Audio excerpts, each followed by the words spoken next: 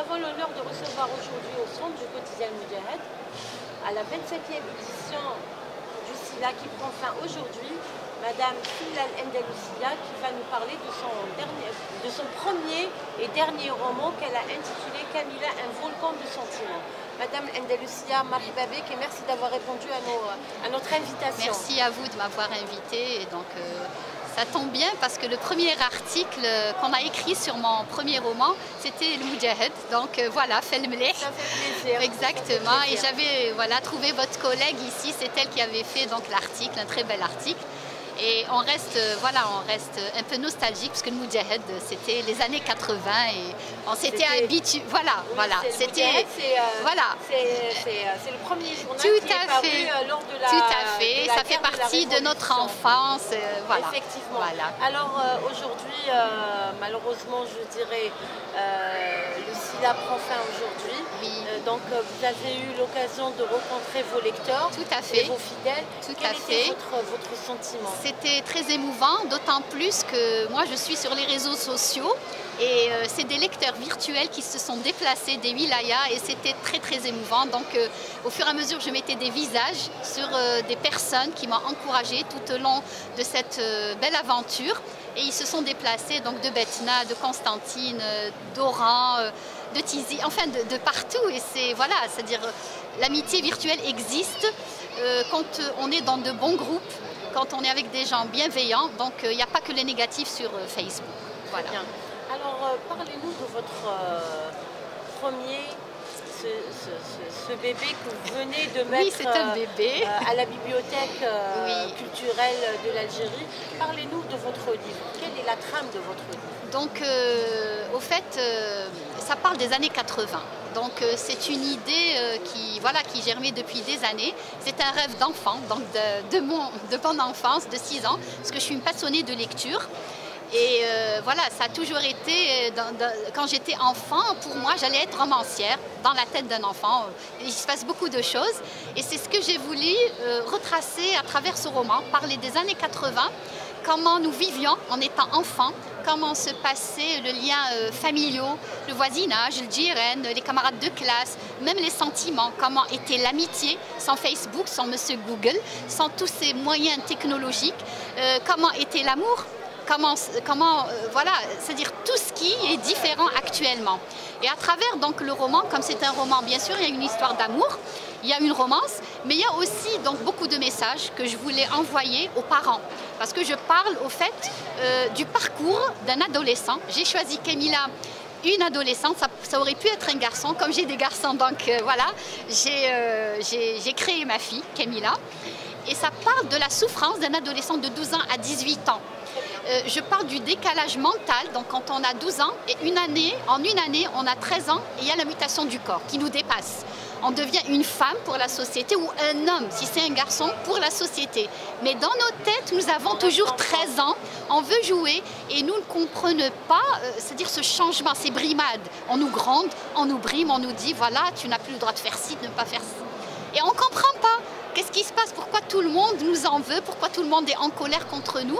J'ai voulu un peu retracer et dire aux parents, attention, maintenant vous êtes des adultes, n'oubliez pas, on passe tous par la même période, par les mêmes phases. Donc Camilla, c'est un enfant universel, elle n'est pas qu'algérienne. Et c'est pour un peu sonner la sonnette d'alarme que ces enfants-là, s'ils ne sont pas compris, s'ils ne sont pas bien pris en charge, ça sera des adultes avec des frustrations, avec des maladies psychologiques, parce qu'ils ont été blessés. Un enfant, quand il est blessé, il se replie sur lui-même et il prend sur lui-même parce qu'il ne comprend pas. Et c'est surtout les mamans. Donc je parle de... C'est un roman qui parle aux parents. Qui parle aux parents. Tout à fait, tout à fait. Oui, c'est venu comme ça, au fait. C'est venu comme ça parce que moi, je suis poétesse, de base. Donc je publiais, je partageais ma poésie sur les réseaux sociaux et surtout des chroniques. Et là, pour moi, je ne suis pas Victor Hugo. Le roman, c'était un projet de retraite. Et c'était difficile au fait de convertir ma chronique en un roman, mais c'est grâce à des écrivains algériens que j'ai découvert, parce que je connaissais que les anciens, qui même Mohamed Dib, Mouloud Ferraoun, mais je ne savais pas qu'il y avait... Voilà, je ne connaissais pas au fait les écrivains algériens, je les ai rencontrés sur les réseaux sociaux. Donc, et c'est eux... de l'écriture contemporaine. Tout à fait. Et c'est eux qui m'ont encouragée à aller de l'avant, ils m'ont même prise en charge. Ils m'ont présenté cette maison d'édition, c'est-à-dire que c'était vraiment une aventure bienveillante. C'était avec des Algériens. J'ai eu même des encouragements de Yasmina Khadra, c'est lui le premier déclic, qui n'a pas hésité au bout de 2 jours, quand j'étais toute triste, je lui ai dit « Ah, pas de réponse ». Il m'a envoyé un très long message que j'ai gardé, parce qu'avec beaucoup d'émotion, il s'est justifié, et il m'a dit « Fonce là, écris-le, qu'est-ce que tu as à perdre, écris-le, vis ta passion ». Et va voir des spécialistes. Et j'ai commencé à partir de là à contacter des maisons d'édition. Et tout cela, ça s'est passé durant le Covid. Il y a eu beaucoup de gens qui ont créé des choses durant le Covid. C'est ça un peu l'originalité des choses. Et Camilla donc est née le 23 décembre 2021. Et voilà, ça parle de beaucoup de choses, de nos tabous, des fausses croyances. Quand on grandit, on sait que ça n'existe pas. Voilà, ça parle de petites anecdotes. J'ai utilisé un ton sarcastique exprès, sciemment. Un humour noir, quand je parle du martinet, le blira qui vole comme ça pour ne pas rater la cible, le gnewa, qu'on nous mettait, voilà, pour eux c'était une façon d'éduquer. Et j'explique à la future génération comment ont vécu leurs parents et leurs grands-parents pour qu'il n'y ait pas de rupture historique. Ils doivent savoir comment on a vécu pour qu'ils nous comprennent. Et après, donc ça y aura la suite. C'est une trilogie, donc il y a le tome 1 et je suis en écriture du 2e. Pour parler un peu de la décennie noire, les choses qui nous ont changé en tant que parents maintenant. Changé la société aussi. Voilà, pourquoi nous sommes angoissés, pourquoi nous avons peur pour nos enfants, pourquoi ils se posent des questions, ils ne nous comprennent pas obligatoirement, nos enfants. Justement, je vais vous interrompre. Il n'y a pas de souci. Vous qui avez vécu l'ancienne génération avant les nouvelles technologies, oui. Et là il y a vos enfants qui sont nés avec la technologie. C'est ce que j'appelle la génération connectée. Tout à Donc, fait. comment vous voyez cette connexion entre les 2 générations? Donc moi, j'ai des garçons, comme je vous l'avais dit. Et au fait, la connexion avec mes garçons, c'est bien la technologie. Moi-même, je travaille dans la technologie et je suis informaticienne à la base. Mais j'essaye de leur inculquer des valeurs que nos parents nous ont inculquées. C'est très important. C'est vrai qu'elles donnent tout, elles donnent des facilitations, plus de confort. On a une question, Monsieur Google, il nous répond. Et je fais à chaque fois l'aller-retour en comparant comment c'était. Nous, on avait des questions, on ne pouvait pas avoir de réponse et c'était tabou de poser la question. Donc, je leur dis, vous avez de la chance maintenant d'avoir des réponses à toutes vos questions. Mais en même temps, attention, il n'y a pas aussi que le positif avec la technologie. Ça a un peu dispersé les familles. On se contente d'un SMS pour vous comprenez. On n'a pas besoin d'aller rendre visite ou on se contente d'un coup de téléphone. Donc ces choses-là nous manquent quelquefois parce qu'il y avait des liens basés sur la sincérité, sur la fraternité, sans aucun intérêt. Maintenant, le partage et le rire. Entre voisines, mais ça se faisait avec plaisir. Maintenant, on est devenus comme des Européens, individualistes, égoïstes, mais c'est plus fort que nous. Ce n'est pas de notre faute. Ce n'est pas de notre faute. Maintenant, les couples travaillent tous les deux. Et c'est drôle, quand je les vois, je revois ma vie, moi. Quand je les vois traîner leurs enfants, les yeux mi-clos, et faisant vite pour arriver à émarger à l'heure, je me revois, je me suis dit, il faut qu'on écrive, qu'on leur dise, on a passé le même parcours que vous. Sauf que nous, il n'y avait pas de technologie. Et vous, la différence, il y avait la technologie. Donc, c'est pour un peu banaliser, pour qu'ils n'aient pas peur. C'est un passage obligé. Être enfant, devenir adolescent, ensuite être à la fac, ensuite devenir papa, ensuite devenir grand-père. C'est le cycle de la vie.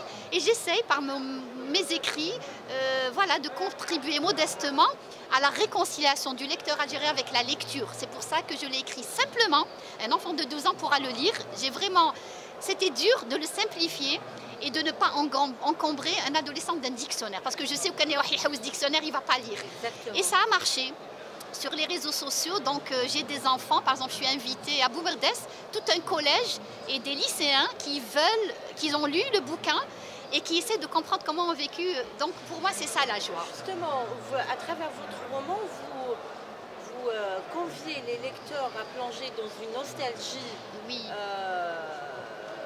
Pas très lointaine. Pas très lointaine. Justement, quelles sont les anecdotes que vous avez racontées dans votre roman qui a attiré les adolescents. Qui a attiré les adolescents et qui fait qu'un lecteur de votre génération se replonge dans cette nostalgie. Au fait, bon, quand je l'ai fait spontanément. Je vous ai dit, c'était une chronique et je l'ai écrit, j'étais sur un groupe, une page, Mon avis de femme, qui publiait des chroniques réelles, mais en anonyme. Et j'ai été bouleversée par l'une des chroniques qui parlait d'un viol.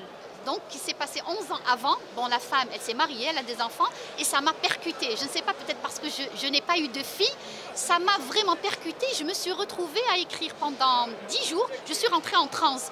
Et j'ai écrit cette chronique de 150 pages, quand elle était sous forme de chronique, avec les chapitres, les titres, etc. Et j'ai cru devenir schizophrène parce que j'entendais des voix dans ma tête. Et ça s'appelle le syndrome de l'écrivain. C'est de cette façon, ça peut venir violemment. Et j'ai même consulté un psychologue qui était inquiète. Ensuite, elle commençait à me sourire. Elle m'a dit, dans 6 mois, 1 année, madame, vous allez revenir avec un roman. Alors moi, je l'ai regardé, je lui ai dit, vous voyez que je suis Victor Hugo? Est-ce que vous parlez sérieusement? Moi, je vais devenir dingue. J'entends des voix, quand ça va se tasser. Vous avez fait une thérapie par la graphologie, par l'écriture. Toutes ces voix vont disparaître. Je peux vous garantir que vous allez écrire un livre, que ça sera un roman. Bon, je n'ai pas cru. Mais effectivement, il y a 2 jours, j'ai été lui offrir donc mon roman. Elle ne s'est pas trompée. Et en fin de compte, écrire, il faut avoir un déclic. Il peut venir de n'importe quoi et de n'importe où. Et je voulais raconter cette histoire, parler du rôle du papa aussi. La fille, quand elle a l'appui de son père, elle pourra faire face à tout. Le garçon, par contre, c'est la maman. Il faut qu'il lise la tendresse, il faut qu'il ait la tendresse. Et chez nous, 13 ans, elle le chasse. Ensuite, on lui demande d'être tendre avec sa femme, avec sa fiancée. C'est pas possible, ça marche pas comme ça. Et je parle beaucoup de ça, c'est-à-dire du rôle du papa avec sa fille, parce que ça, elle le dépasse. En 1 année, elle le dépasse. Il ne sait plus quoi en faire. La maman, c'est la même chose. Etc. Ensuite, elle ne sait plus quoi en faire. Comment faire avec lui, surtout quand c'est le premier. Et moi-même, j'ai vécu cela avec mes garçons. Il n'y avait pas de technologie pour comprendre comment faire, Et c'était des garçons. Et moi, voilà, je suis une fille, je suis une maman. Je parle de tout ça, je donne des petites astuces par mon vécu, par le vécu de mon entourage, des cousines, des copines, des camarades de classe, des étudiants. Et je voulais leur dire que, en fin de compte, on est des humains universels. C'est juste la culture, la langue ou la religion qui nous diversifie. Mais sinon, on passe tous par là. On est tous des Camilla. Camilla, c'est un garçon, c'est une fille universelle. Et il ne faut pas paniquer. Voilà. Très bien. Mis à part votre rêve d'enfant qui vous a incité à l'écriture, qu'est-ce qui vous a... C'est quoi l'idée, le déclic ou bien qu'est-ce qui vous a incité à faire ce roman? C'est un roman, je voulais en parler depuis très longtemps, parce que mon père il est décédé. Je voulais parler de l'homme exceptionnel qu'il était les années 80. Il a fait face à tout le monde. J'étais la fille, l'aînée, donc la première fille, l'aînée. Et j'étais la première adolescente dans les 2 familles. Donc je ne vous dis pas, je suis très extravertie, etc., très vivante. Et puis j'ai été, c'est-à-dire, il y a eu un peu des brimades. Et il y a eu aussi autour de moi des cousines, des camarades de classe. Donc je ne parle pas que de moi. L'auteur ou le poète ne peut pas se détacher de son histoire. Quand je parle de mon père, c'est un peu moi. Mais il y a aussi des faits qui m'ont marqué, ou positivement ou négativement. J'ai vu des copines de classe mariées de force, par exemple. J'ai vu des copines brillantes au lycée, avoir le bac, ensuite mariées aussi, pour mariage de raison avec un cousin à cause de terre ou je ne sais quoi. J'ai vu des camarades de classe au CM, des garçons qui ont arrêté leurs études alors qu'ils étaient brillants parce qu'ils ont perdu leur père et obligatoirement ils devaient être soutien de famille. C'est des choses qui étaient là, enfouies dans ma cervelle, et tous ces détails ont fait ce roman. C'est des trucs qui m'ont fait mal ou qui m'ont apporté de la joie. Et dans Camilla, donc, il y a des garçons, il y a des filles de tout âge, tout au long du parcours. Alors Camilla, un volcan de sentiments, pourquoi ce titre? Donc un enfant, c'est un volcan. C'est Jean qui rit, Jean qui pleure. Ça bouillonne. Ça bouillonne. Il est une bouille d'énergie. Tout est neuf, son cerveau, ses yeux, tout est braqué, ses oreilles. Il est à l'affût, il est curieux. Alors il pleure, il rit, il n'est pas rancunier durant cette période. Il oublie vite, même si on le grande. Et c'est un volcan. C'est un volcan. Elle a quel âge, Camilla? Sans que ça commence à 12 ans. Très bien. Ça commence à 12 ans. Et ça, donc le premier tome s'arrête à 19 ans, sa première année de fac. Et donc ça va continuer. Bien sûr, il y a une histoire d'amour. Et dans cette histoire d'amour, donc ça va un peu mal se passer parce que la belle-fille va être rejetée par la belle-mère. Mais j'ai laissé donc l'espoir ouvert parce que la suite sera plus heureuse. Alors la suite, ça sera pour? Donc je suis en écriture, donc je suis au 10e chapitre. Et ben, dès que les chapitres seront clôturés, parce que j'ai tout ce qu'il faut, j'ai la maison d'édition, j'ai le consultant qui va me corriger. Inch'Allah, dès que ça sera terminé, je vais le publier sur mes réseaux et tout le monde sera au courant. Inch'Allah. Mis à part le deuxième, la suite de l'histoire. Il y a mes recueils de poésie. Donc à la base, je devais commencer par les recueils de poésie. C'est le roman qui a commencé. Donc il y aura Inch'Allah 3 recueils de poésie. Donc comme je suis hispaniste et je suis donc une passionnée de la civilisation arabo-andalouse, et puis j'ai fait aussi partie de l'association El Frardia, donc à l'époque de Hamidou, de Bchtarzi, etc. Donc voilà, je parle dans ma poésie de tout le bassin méditerranéen. D'où votre surnom, l'Andalousia. Tout à fait. Alors, on peut dire que le SILA était un succès pour vous. Tout à fait, tout à fait. Les projets que vous avez, les rencontres que vous avez, le programme que vous avez tracé après le SILA, il doit être riche. Il est très riche. J'ai des rendez-vous, donc des soirées ramadanesques. Donc voilà, donc il y aura même dans les wilayas. On ne m'a pas encore confirmé, probablement donc à Biskra, à Constantine. Donc Bdjaya aussi, ils insistent pour que je vienne parce que j'ai mon lectorat. Au fait, une anecdote, c'est les abonnés qui me trouvent la solution pour venir, pour vous dire.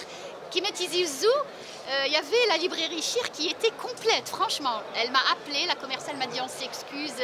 Et tellement il y a eu la pression des abonnés, on a trouvé un moyen de me mettre entre deux écrivains. Et voilà, donc je leur dois beaucoup, donc je remercie beaucoup mes lecteurs sur Facebook, dans les amoureux du livre, pour l'amour de la lecture, mon avis de femme et tous les gens qui ont cru en moi au moment où personne ne me connaissait. Très bien. Alors c'était Fillal Andalousia pour El Moudjahid. Merci d'avoir répondu à notre invitation. Merci. Et merci pour vos réponses. Merci beaucoup.